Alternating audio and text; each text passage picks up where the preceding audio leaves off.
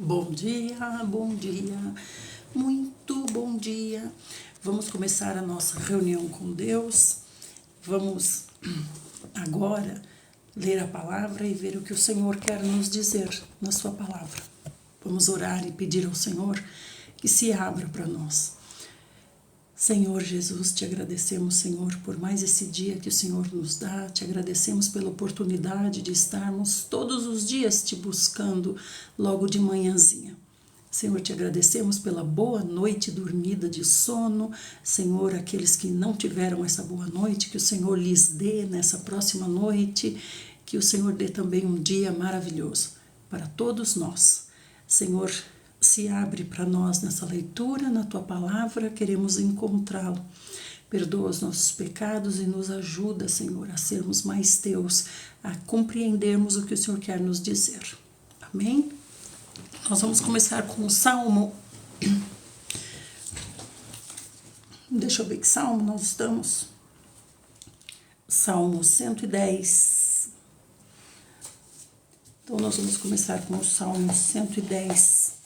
Quem escreveu foi Davi, aquele que nos ensina a sermos guerreiros, aquele que nos ensina a lidar com a nossa alma, nosso ego. E ele diz assim: assim declarou o Senhor ao meu Senhor. É esse verso aqui que depois o Senhor Jesus fala para nós lá na frente nos evangelhos, né? Como pode Davi dizer ao meu Senhor, como é que ele disse? Declarou: o Senhor disse ao meu Senhor. Então o Senhor Jesus fala: como pode isso? Por quê? Porque ele está falando o Senhor Deus para o meu Senhor, meu filho, né? Disse: assenta-te à minha direita e aguarda enquanto de teus inimigos faço um objeto de descanso para os seus pés. Aqui é uma canção, na verdade, né, que Davi fez. Bom dia, Nardelzinha. Bom dia, Senira. Que bom que vocês estão aqui. Aqui é uma canção, estamos no Salmo 110. Aqui é uma canção que Davi fez para o Senhor, né? Então, vamos ler o que diz aqui no rodapé. É uma canção profética que diz respeito aos reis que viriam depois de Davi, né? Os profetas perceberam a mensagem profética deste hino somente muito tempo depois de Davi, mas a igreja do Novo Testamento sempre considerou a mais clara e direta obra messiânica que diz respeito ao Senhor Jesus que viria, né? O meu Senhor disse ao meu Senhor, meu filho. Especialmente pela maneira como fora interpretado pelo próprio Senhor Jesus, né? E aí ele diz assim: sentar-se à direita do rei significa ocupar um lugar de honra sem igual e estar com ele entronizado. O Novo Testamento está repleto de referências ao Senhor Jesus. Então vamos continuar, né? Estamos no Salmo 110, 2. O Senhor estenderá de Sião o poder do teu cetro, domina no meio dos teus inimigos. Teu povo se apresentará generoso no dia da convocação, nos montes santos mais numerosos do que gotas de orvalho no seio da aurora. Tu terás os teus exércitos de jovens santos. Isso aqui, como acabou de dizer a King James, é uma canção profética que diz respeito a lá quando viesse o Senhor Jesus. Alá também, né? Alá disse, né? Alá disse: o Senhor jurou e não se arrependerá. Tu és sacerdote para sempre, segundo a ordem de Melquisedeque. Quem é Melquisedeque? É aquele rei que apareceu a Abraão quando Abraão venceu aquela guerra, quando ele queria resgatar Ló, né? Então esse Melquisedeque apareceu a Abraão e Abraão deu a ele o dízimo do quê? Dos despojos da guerra, não dos seus bens, dos despojos daquela guerra, né? O Eterno está à tua direita, ele esmagará reis no dia da sua ira. Julgará as nações, amontoando cadáveres e esmagando governantes em toda a extensão da terra. Meu rei encontrará refrigério no ribeiro em seu árduo caminho, e sua cabeça estará sempre erguida. Bom dia, Gracinha! Que bom que você chegou, Gracinha! Nós vamos agora para Provérbios, tá bom? Ah, deixa eu falar para vocês que a Leile mandou um abração gigante, e que nós oremos por ela, porque ela tá indo para Turquia, né? Agora não, já foi, né? Já deve estar no avião. Então ela saiu da Alemanha com a família para ir para Turquia visitar os parentes do marido, lá em Istambul. 4 horas de viagem, deve estar no avião. Deus abençoe a nossa querida Leile, a viagem dela. Oi, Maria Célia, bom dia, paz. Vamos para Provérbios? Provérbios 15, de 8 a 10. O Senhor detesta as ofertas e sacrifícios dos ímpios. Olha bem, então quer dizer que os ímpios fazem sacrifícios e ofertas. Sabe por que os ímpios fazem sacrifícios e ofertas? Porque o Senhor está falando conosco e com nossos irmãos, quando agimos como ímpios, como perversos. Aqui não é para as pessoas do mundo que o Senhor está falando, é para nós, para nós. Então ele está dizendo, o Senhor detesta ofertas e sacrifícios dos ímpios. Então, se nós não estamos em obediência, podemos dizer que nós estamos nessa classificação aqui, ímpios. Ímpio é aquele que rejeita o Senhor e sai cometendo suas impiedades, seus atos ímpios. No entanto, ele é irmão, é do nosso meio, é de Israel, é cristão, é do nosso meio. E o Senhor diz, o Senhor detesta as ofertas e sacrifícios dos ímpios. Por quê, gente? Porque é melhor obedecer do que sacrificar. Vocês se lembram? Se lembram da correção que Samuel deu em Saul? Porque Saul sacrificou ao Senhor, mas não obedecia. Sacrificava, mas não obedecia. Então, o Senhor está dizendo novamente aqui que ele detesta ofertas e sacrifícios dos ímpios. Ele muito mais valor tem a obediência. Mas a oração dos justos é o seu contentamento. Essa oração aqui é conversar com o Senhor. Conversar com o Senhor, ter um relacionamento estreito com o Senhor, apertar os laços com o Senhor. Essa é a oração dos justos, esse é o seu contentamento. Ô, Nardelzinha, deixa eu te ensinar. Deixa eu falar primeiro bom dia para as duas Ângelas. Bom dia, Ângela Almeida. Bom dia, Ângela Souza. Ó, Nardelzinha, você faz assim. Você põe o dedo no que a Ângela escreveu e segura. Põe o dedo no que a Ângela escreveu e segura.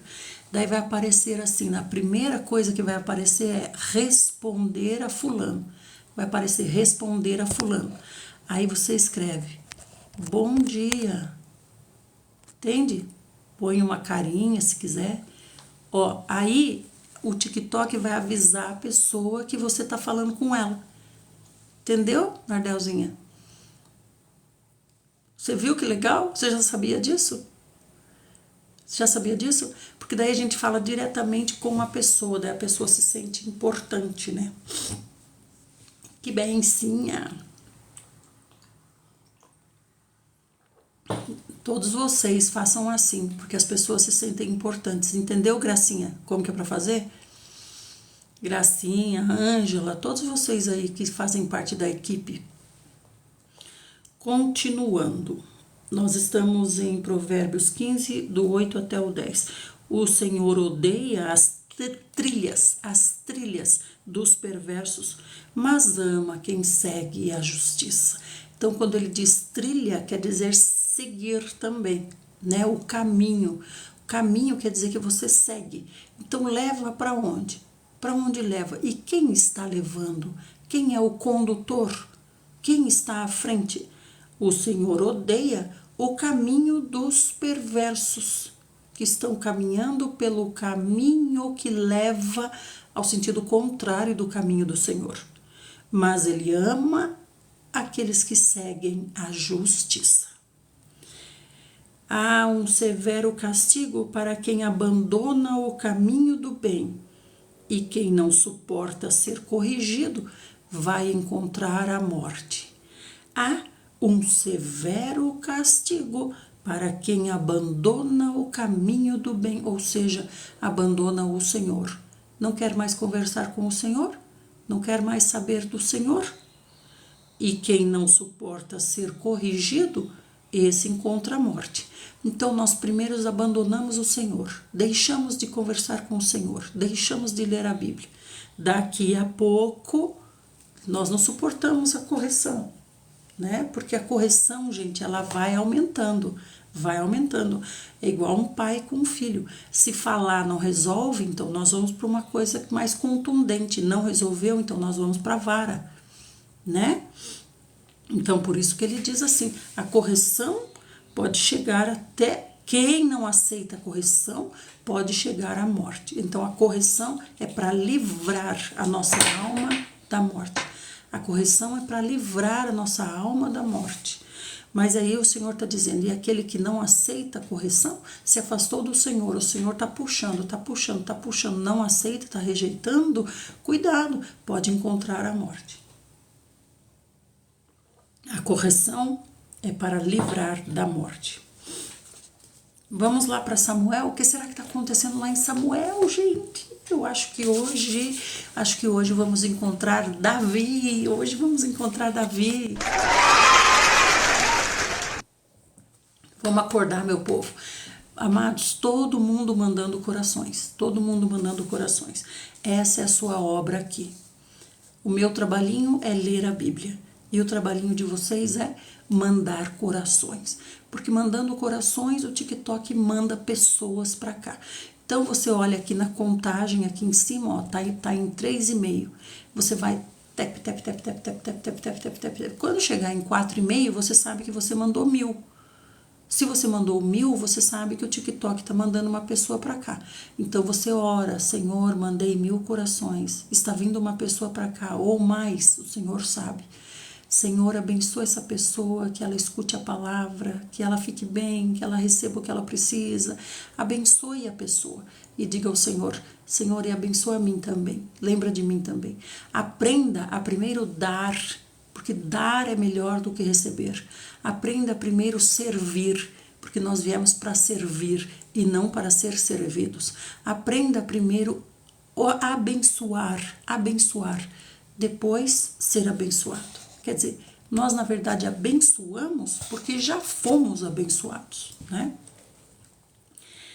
Então nós estamos em 1 Samuel 16. 1 Samuel 16, nós vamos ver Samuel trabalhando para Deus.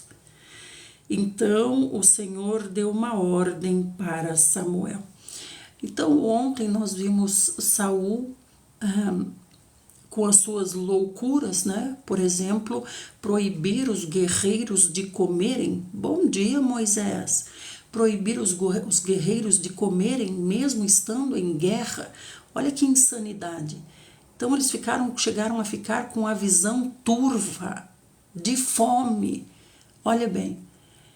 Então são coisas da cabeça de Saul que ninguém sabe de onde ele tira, gente. E aí o que acontece? Jonatas viu o mel e experimentou o mel, porque não sabia desse tipo de decreto do pai dele, que ninguém podia comer até que a vitória fosse dada, até que ele liberasse para comer, até que ele dissesse, agora vocês podem comer. Olha bem, que coisa, gente.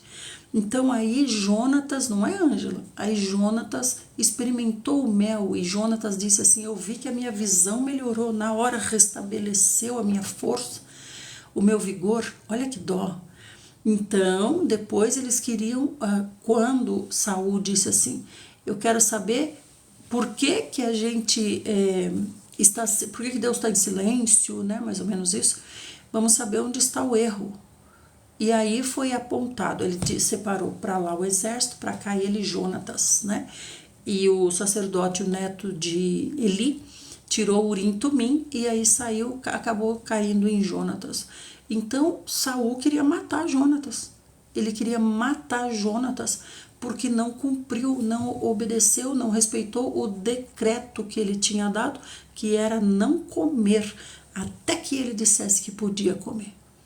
E o que aconteceu? Abner, o comandante do exército de Saul, foi contra Saul. E todos os guerreiros foram contra Saul, se amotinaram e defenderam Jonatas. Não, ninguém vai tocar em Jonatas. Gente, eu estou dizendo que Jonatas tem mais perfil de rei do que o pai dele, Saul, né? Então, mais uma vez, Samuel, chegando lá, disse para Saul: Deus já tirou de você o reinado, a nobreza, né? Então Saul pediu perdão, isso, aquilo, tal, né?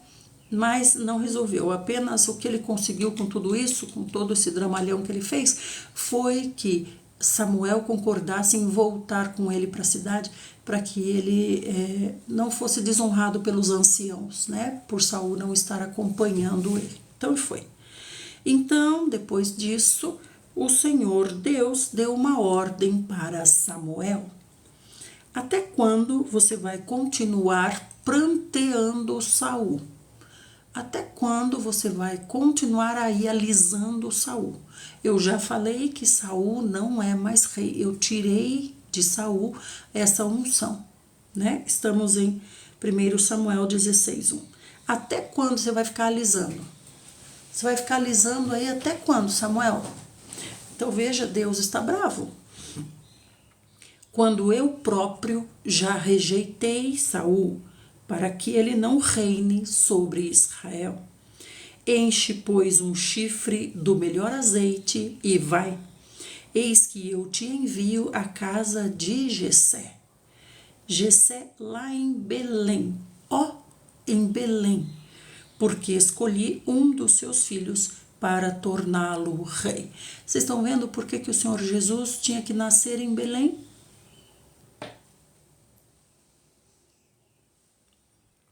Por causa das profecias, né? Porque nosso pai, Davi, é de Belém, nascido e criado em Belém. Então o Senhor ficou bravo com Samuel, falou: Samuel, até que hora você vai ficar alisando Saul? Vai com Saul para lá, vai com Saul para cá. Você está vendo a situação de Saul? Você já identificou como é Saul? Você já identificou como é Saul? E ainda assim está aí abraçado com Saul? Parece que Samuel, ou ele tem um dó de Saul, ou sei lá o que acontece com ele. Ou ele não quer que o povo perceba, né, que ele ungiu o Saul e agora Saul está sendo reprovado. Alguma coisa acontece com Samuel. E Samuel realmente não sai de perto de Saul, né? Não deixa Saul. Saul é um filhinho mimado, né? Então aí o Senhor disse: Samuel, pegue agora um chifre e encha do melhor azeite. É onde carregar, né? Um tipo de uma bolsinha com couro, o chifre. Aí põe o couro como uma alcinha e fica uma bolsinha. Coloca nesse chifre o melhor azeite e vai. Eis que envio você até a casa de Jessé, lá em Belém. Samuel, então, argumentou com Deus: como poderei ir até lá, até Belém?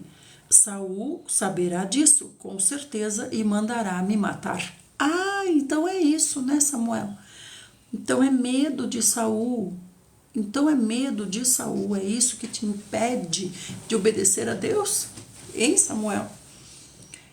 Se eu for atrás do novo rei que o Senhor está trazendo, Saul pode mandar me matar. Ah, então descobrimos agora, né? Por que Samuel estava enrolando, né? Contudo, Yahvé disse: você vai levar com você um novilho e vai declarar: vim para sacrificar ao Senhor. Veja como o Senhor nos escuta, né? Veja como o Senhor compreende o aspecto humano, né, do medo. O Senhor compreende muito bem. Bom dia, Eunicinha. Então o Senhor está dizendo, isso aqui é muito impressionante. O Senhor está dizendo para Samuel, leva uma novilha e daí, se alguém perguntar, você diz que está indo sacrificar lá. Bom dia, Sil, tudo bem? Você está indo lá sacrificar ao Senhor. Gente, isso aqui é muito interessante, porque é uma estratégia que o Senhor está dando, vocês estão percebendo? É uma estratégia que o Senhor está dando que não é uma mentira, mas oculta o verdadeiro propósito. Vocês se lembram que o Senhor falou conosco sobre a sagacidade? Isso aqui é uma sagacidade, é uma esperteza, né, Elza? Vamos guardar isso aqui que é importante para nós? 1 Samuel 16. Tá onde isso aqui? Tá no 2. 2, né? Como é que eu vou dizer isso aqui? Deus ensina Samuel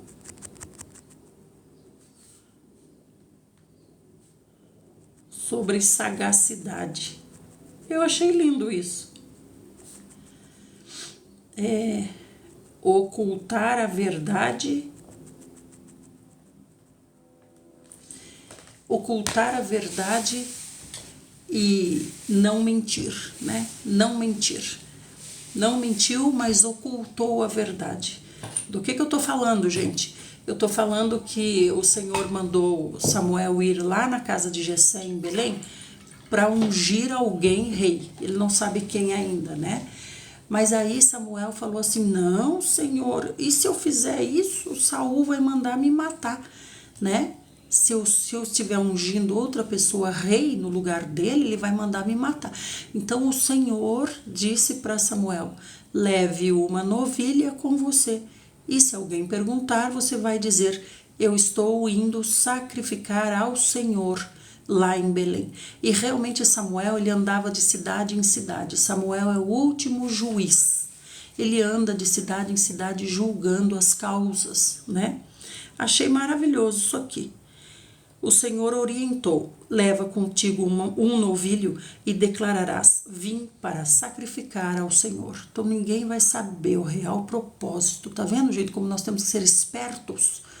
Espertos, sagazes. O próprio Senhor Jesus fala lá, né, a respeito daquele administrador que foi demitido e aí contatou os devedores, né, do seu senhor e deu desconto aos devedores. O que ele fez não foi desonesto, ele tinha autonomia para dar descontos, né? Ele fez isso para ganhar a amizade dos credores, para ser acolhido depois. Ele não fez nada desonesto, ele tinha autonomia para isso. E aí o Senhor Jesus disse: olha, os filhos do diabo são mais sagazes do que os filhos de Deus. Então essa esperteza não é pecado, mas é usar de estratégias, como um estrategista de guerra mesmo, né? Então vamos ler de novo esse versículo para ficar bem claro. Samuel, então o Senhor mandou Samuel ir ungir lá na casa de Jessé o novo rei. Samuel disse: como que eu vou poder ir? Porque se Saul souber que vou ungir o novo rei, ele vai mandar me matar. Então ele está com medo e o Senhor lhe dá uma estratégia. O Senhor diz: você leva junto um novilho e vai declarar assim: eu vim para sacrificar